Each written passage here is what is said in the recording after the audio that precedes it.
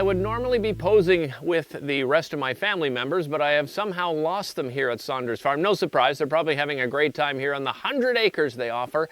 Well, speaking of family members, Jacques Lalonde, owner of Papa Jack's Popcorn, well, he has a family business that's been around for 40 years in total, but Papa Jack's is 15 years old, and the way it came about is an interesting story. And of course, Papa Jack and his family have been impacted by the pandemic like most businesses.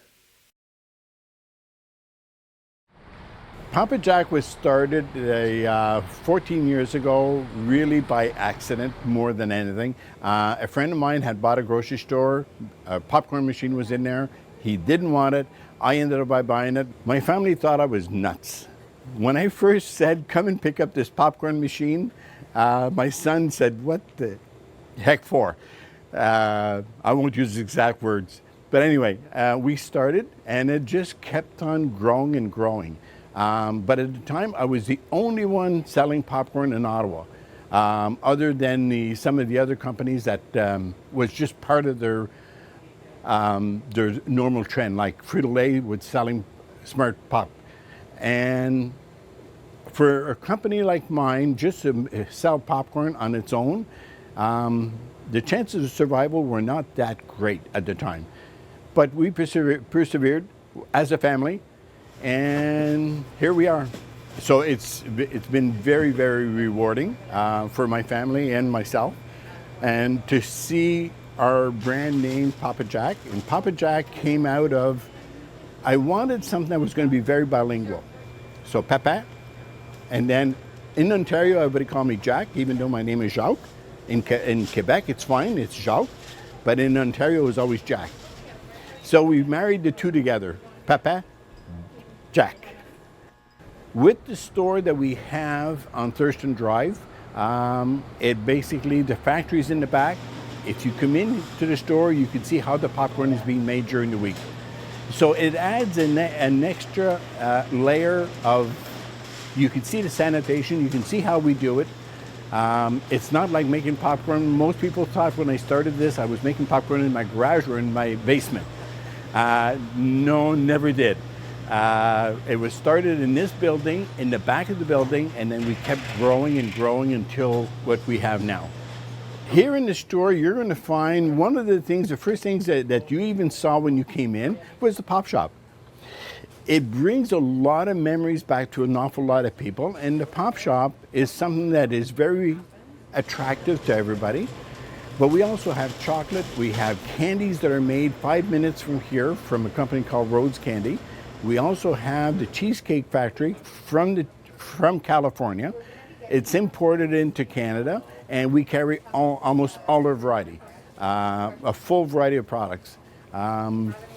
Other than that, we have ice cream also that is made locally from Stittsville, from Homespun, which is very, very unique and very rich.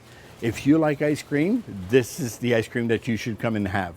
A lot of our volume was done through fundraising and through schools. And now, unfortunately, the schools are all on the, basically on a standstill. They have no idea what they're supposed to do or how they're going to do it. My daughter and my son came up with a brilliant idea to do a fundraiser online. So basically all people have to do is to register here, and we give them a special code number. And with that code number, they tell their friends or their neighbors, everybody, to buy online from us with that code number. And then at the end of each period, could be 2 weeks, could be a month, then we'll pay them a 20% of all the businesses that we got through that code number. When the pandemic hit, we looked around in our inventory in the back because we supply a lot of people with popcorn for fundraising. We knew we had way too much inventory, and especially with the way things were going, everything was going down to the cellar. So I went down to the food bank, brought a full truckload of popcorn to the food bank, and we still had way, way too much. So we're very close to where the headquarters are for the ambulance service. And we often have people come in from the ambulance service. So I asked them, if there was a boss around that I could talk to.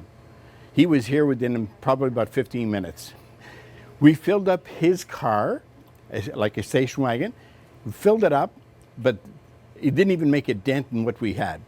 So I asked him to come back with a bigger vehicle. He came back with an empty ambulance. They took the stretchers, they took everything out. We filled it up from the ceiling to the floor, right to the back door. We took pictures of it. We couldn't stuff any more in, and we still had a little bit left, so we put it in the front cab. He left with about 10,000 bags of popcorn. It took him 2 days to pass it out to the hospitals, to the ambulance services, to the fire departments, police stations, everywhere. And basically we got rid of most of it, which was something that we had to do. We didn't want it to see it go bad, so we gave it all away. One thing I'd like to say is thank you to all the Ottawa people who have supported us and support local businesses. It sometimes people, they talk about buying locally. Now it becomes that much more important to buy locally, to support your local businesses, because not too many of them are going to survive this. We're fortunate that we're so far so good.